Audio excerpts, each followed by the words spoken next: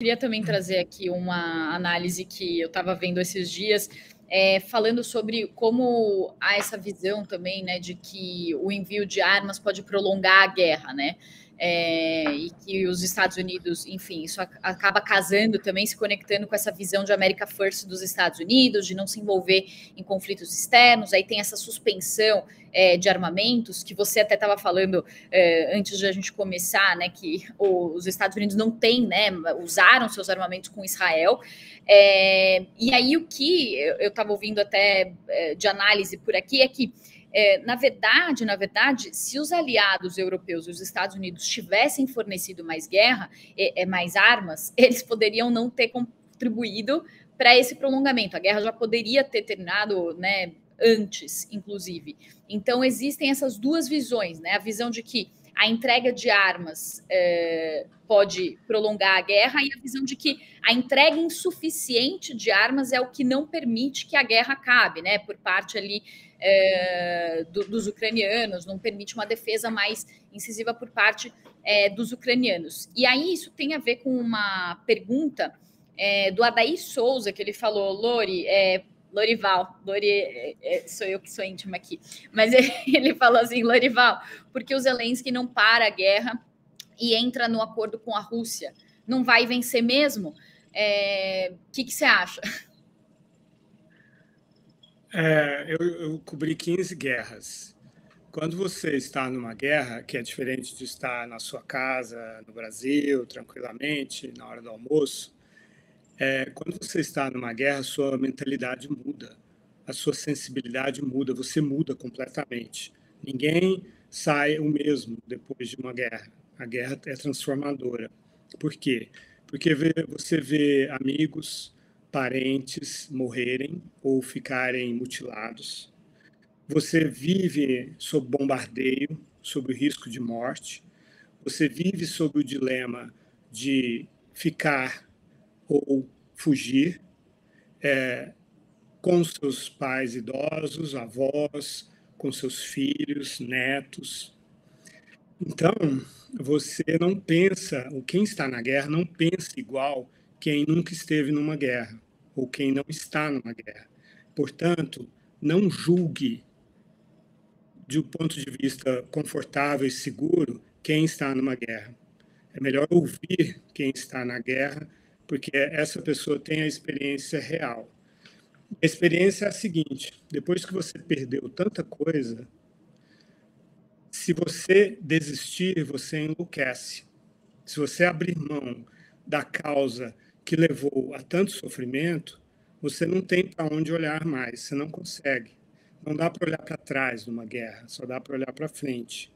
Então, para chegar a um cessar-fogo, a um acordo, tem que ser algo que seja coerente com essa situação. Realmente, o Ocidente ele ficou fornecendo armas de forma homeopática, com medo de entrar numa guerra direta com a Rússia, que é uma potência nuclear. Se o Ocidente, quando a Ucrânia foi invadida pela segunda vez, lembrando que ela já tinha sido invadida em 2014, e o Ocidente ficou tentando apaziguar a Rússia, construiu o Nord Stream 2, que é um gasoduto, custou 13 bilhões de euros até a Alemanha, realizou a Copa do Mundo de 2018 na Rússia, só não deixou mais o Putin participar do G8, voltou a ser G7. Mas fez um monte de movimentos no sentido de apaziguar. Tá bom, você ficou contente agora, Putin? Agora você tem 8% do território da Ucrânia. Vamos agora ficar bem e tal? Sendo que já tinha tido a experiência da Segunda Guerra Mundial, quando tentaram apaziguar o Hitler, e ele recebeu isso como um incentivo e foi invadindo toda a Europa. É a mesma coisa com o Putin, só que ele não tem a mesma capacidade bélica do Hitler e nem os mesmos objetivos. O objetivo dele é restaurar a União Soviética, as 15 repúblicas, e ter a influência sobre o leste europeu. E não tem essa capacidade nem econômica nem militar de fazer isso. É só uma fantasia dele que ele faz os russos sonharem com isso para ele se perpetuar no poder. Está no poder desde o ano 2000. Então, por que só ele pode governar a Rússia? País de 140 milhões de habitantes. É porque ele quer manter os russos com essa sensação de ameaça externa e de necessidade de de ocupar os países ao redor. E se o Ocidente tivesse sentado e falado assim, o que a Ucrânia precisa para expulsar as tropas russas do território ucraniano? Porque vamos ser claros, derrotar a Rússia, nesse caso, é apenas isso. Não é ocupar a Rússia, não é derrubar o Putin, não. É apenas voltar ao status quo ante, que era a Rússia fica na Rússia e a Ucrânia fica na Ucrânia. Cada um fica no seu território. O Ocidente não fez isso. Teria condições de ter feito isso, teria morrido muito menos gente, o custo econômico, a destruição teria sido bem menor.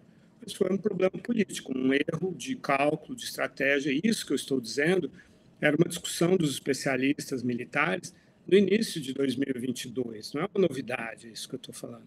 Mas foi assim, essa foi a escolha do Ocidente. Agora, se o Ocidente deixar de ajudar a Ucrânia, ela vai continuar numa guerra de atrito, vão morrer muito mais gente, até que eles não aguentem mais e se subjuguem à Rússia. Mas isso demoraria muito. A Ucrânia ela ainda tem condições de se defender até sozinha, mas com muito sofrimento, com muitas mortes. Essa é a diferença. Agora, se você acha que soberania não é uma coisa importante, dignidade não é importante, independência, liberdade, se você acha que viver sob o domínio dos russos é uma coisa legal, interessante, tudo bem, então não faz sentido lutar. Mas não é isso que os ucranianos sentem.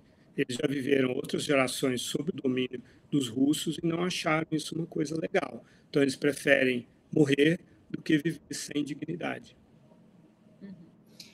Esse seu relato é muito rico, Lori, a tua vivência, né? E falar sobre as pessoas que vivem isso e que sofrem isso, porque realmente a gente fica lendo as notícias de fora e não tem essa dimensão do que é estar ali no front, né? Do que é estar sofrendo, perdendo entes queridos, passando por esse temor enorme.